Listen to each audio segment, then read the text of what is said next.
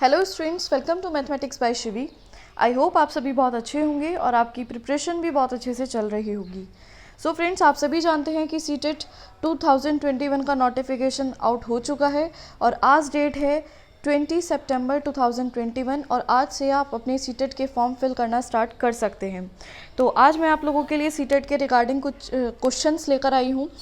जो आप लोगों के डाउट्स हैं सीटेट के रिगार्डिंग कि सीटेट एग्ज़ाम क्या है, सीटेट के एग्ज़ाम फॉर्म कैसे फिल किए जाते हैं, क्या सीटेट लाइफ टाइम कंपलसरी हो गया है, जो भी आप लोगों के सीटेट के रिगार्डिंग क्वेश्चंस हैं आप मुझे कमेंट सेक्शन में कमेंट कीजिए, मैं आपको उसका आंसर करूँगी।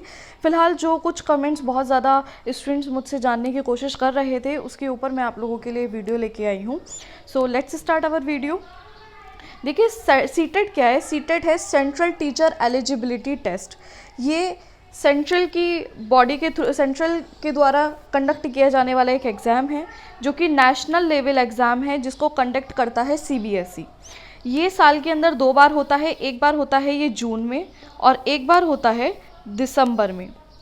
अभी कोविड की वजह से ये एग्ज़ाम डेट्स थोड़ा सा पोस्टपोन हो गई थी, लेकिन अभी दिसंबर के लिए नोटिफिकेशन आउट हो चुका है। आपका एग्ज़ाम दिसंबर में होगा और आज से आप अपने फॉर्म फिल करना स्टार्ट कर सकते हैं। सीटेट के लिए एलिजिबिलिटी क्या चाहिए? सीटेट किस लिए होता है? जो क्लास फर्स्ट से लेके 5th तक के टीचर्स होते हैं और क्लास 6 से लेके 8 तक के टीचर्स होते हैं किसी भी गवर्नमेंट स्कूल में, उनकी एलिजिबिलिटी चेक करने के लिए ये एक एग्ज़ाम कंडक्ट किया जाता है सीबीएसई के थ्रू। आगे बढ़ते हैं। What to do after CTET. बहुत सारे स्टूडेंट्स का ये क्वेश्चन रहता है कि मैम ठीक है, सीटेट तो हमने क्लियर कर लिया, लेकिन हम सीटेट के बाद क्या करें? सीटेट के बाद हमारे पास क्या क्या ऑप्शंस होते हैं? तो देखिए, सीटेट के बाद आपके पास बहुत सारे ऑप्शंस खुल जाते हैं, जिसमें से फर्स्ट सबसे मोस्ट इम्पॉर्टेंट है केवीएस, केंद्रीय विद्यालय का एग्ज़ाम।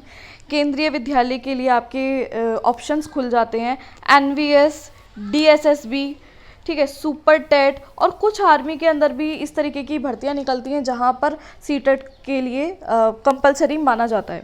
तो केवीएस में अगर मैं बात करने लगूँ, केवीएस में 3 तरीके की वैकेंसी निकलती है, PRT, TGT and PGT teachers के लिए।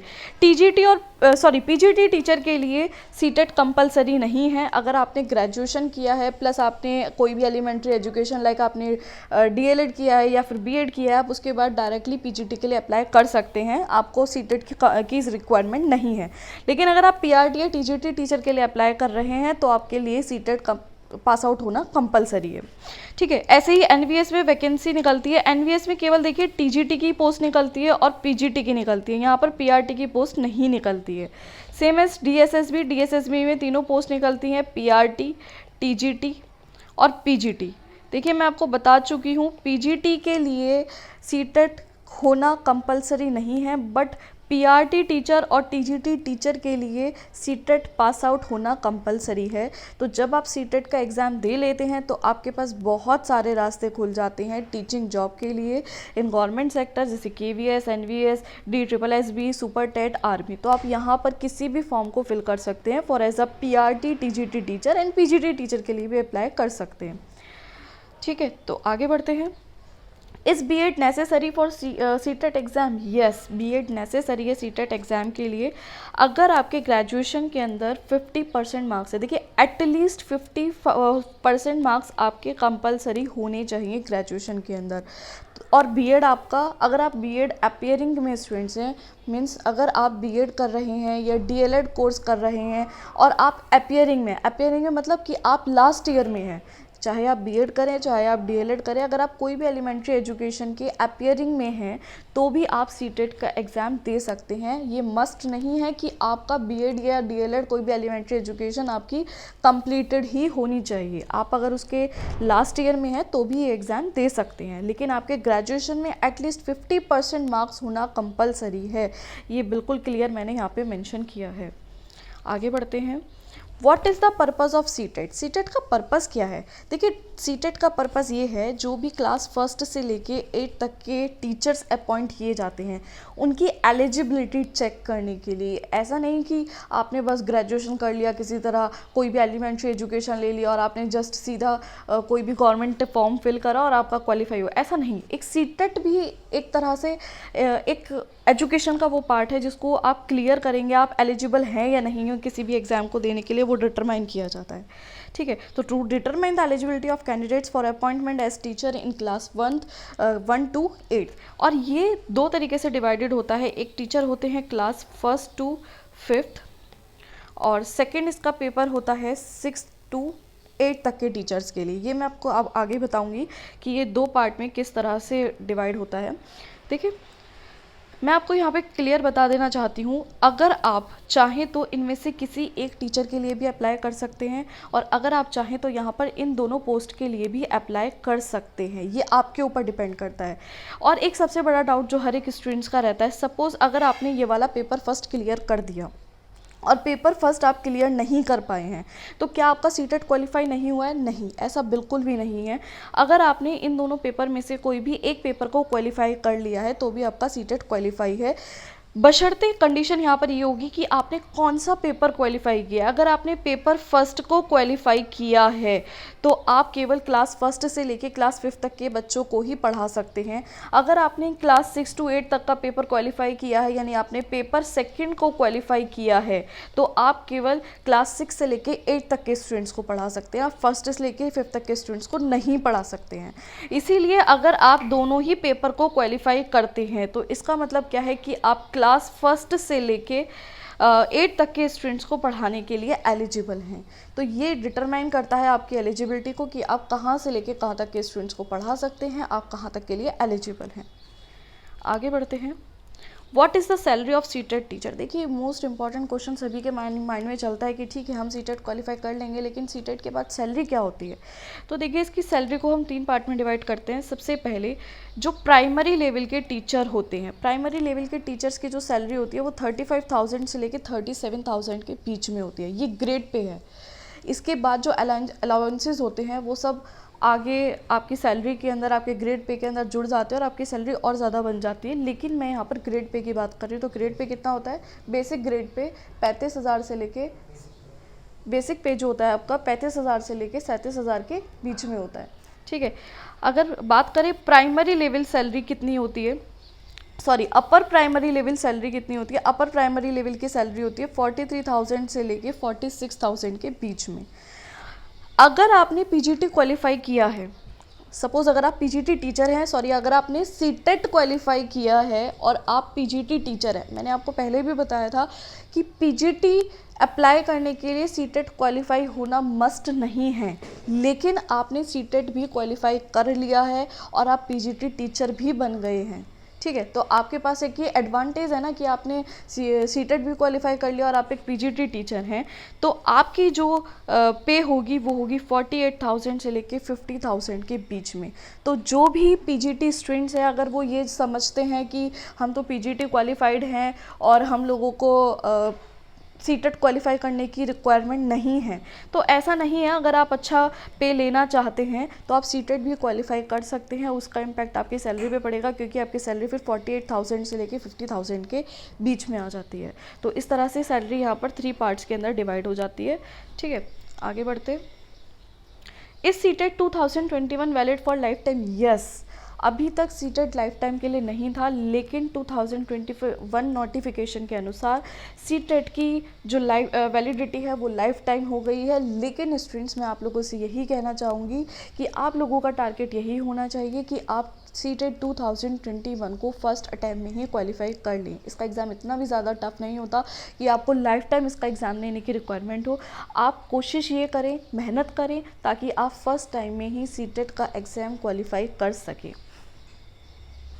Next question, what is the pattern of CTET exam 2021? देखिए, यहाँ पर जो मैंने टाइम मेंशन किया है ये सीटेट 2021 के अकॉर्डिंग मेंशन किया है। मैं आपको बताया अभी पहले भी, सीटेट का जो एग्ज़ाम होता है वो 2 पार्ट में डिवाइड होता है। First is paper first and second is paper second.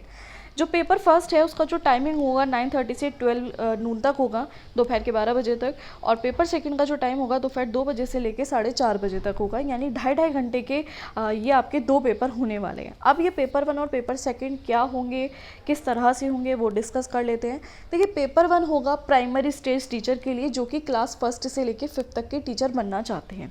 ऐसे टीचर्स जो क्लास फर्स्ट से लेके 5th तक के स्टूडेंट्स को पढ़ाना चाहते हैं वो प्राइमरी स्टेज में आते हैं, जिसके लिए पेपर फर्स्ट का एग्ज़ाम आपको देना पड़ता है। पेपर फर्स्ट के एग्ज़ाम का जो सिलेबस होता है, जो टॉपिक्स होते हैं वो क्या क्या हैं, child development and pedagogy CDP। It is a very important part of CTET exam. CTET exam में पेपर 1 में भी आपको CDP का पेपर देना पड़ता है और पेपर सेकंड में भी आपको CDP का पेपर देना पड़ता है।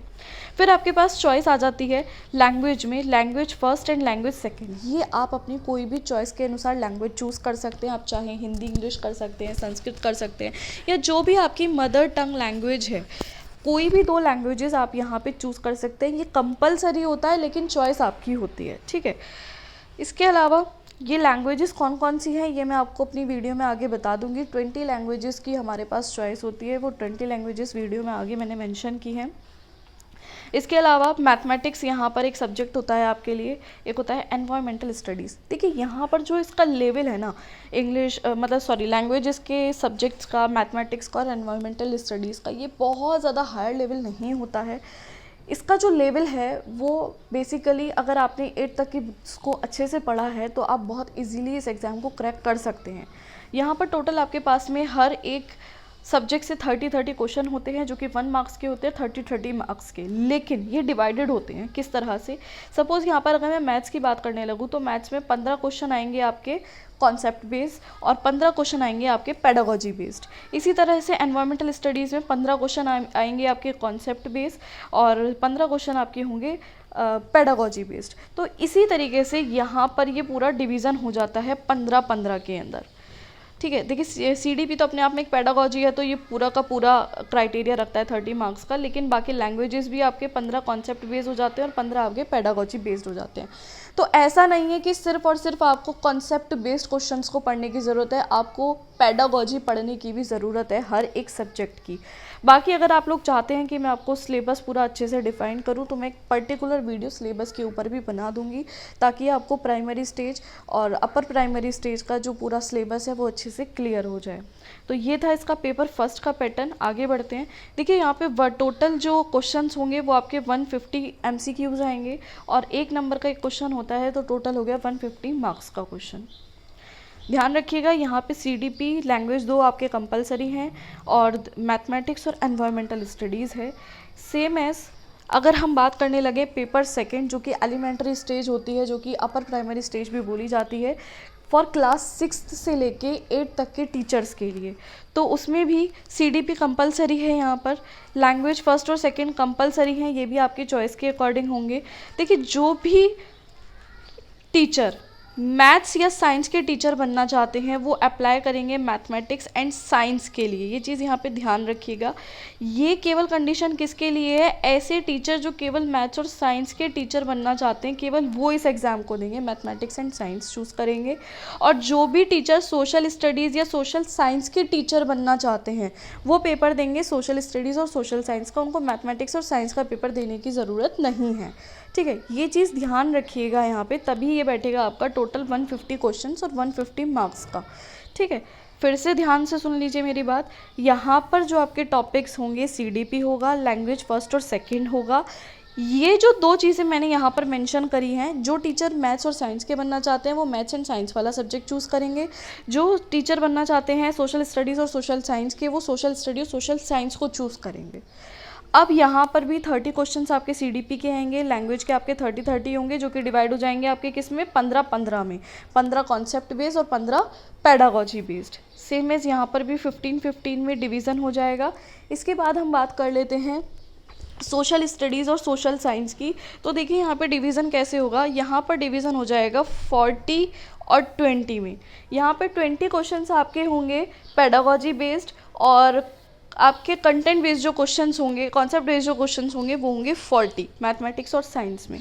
सेम एज यहाँ पे भी कॉन्सेप्ट बेस्ड क्वेश्चन 40 होंगे और पेडागोजी बेस्ड क्वेश्चन 20 होंगे।